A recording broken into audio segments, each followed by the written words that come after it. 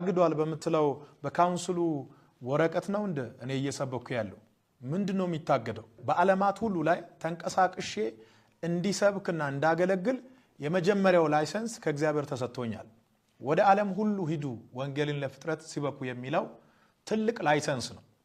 ታግዷል ያለው ካውንስሉ ከሆነ ካውንስሉ እንደ ካውንስል ሌጋል በሆነ ደብዳቤ ይጠይቀኝ። ካውንስሉ ተጥሷል ብሎ የሚያምነው የተኛው ደንብ እንደሆነ ጠርቶ በሚያነጋግርበት ጊዜ ምላሽ ሰጣለሁ።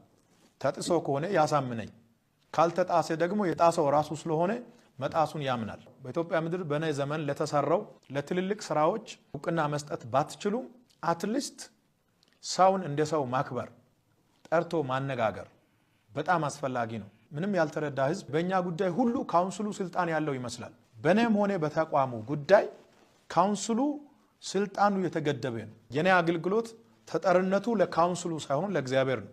መልእክቴን ሳጠቃልል በአገር ውስጥና ከሀገር ውጭ ያላችሁ ሰዎች በቀጣይም ጊዜ በክራይስት አርሚ ጉዳይ ላይ አዲስ ነገር ሲኖር እየመጣው መልእክት አስተላልፋለሁ።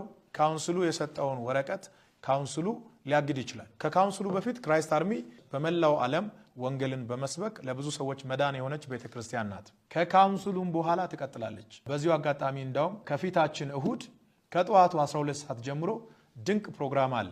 እያንዳንዱ ሰው ቤተሰቦቹና ጓደኞቹን ጋብዞ በዚህ ፕሮግራም ይገኝ። ወንጌል ይቀጥላል፣ እኛም እንቀጥላለን። በሚቀጥለው ጊዜ እንገናኛለን።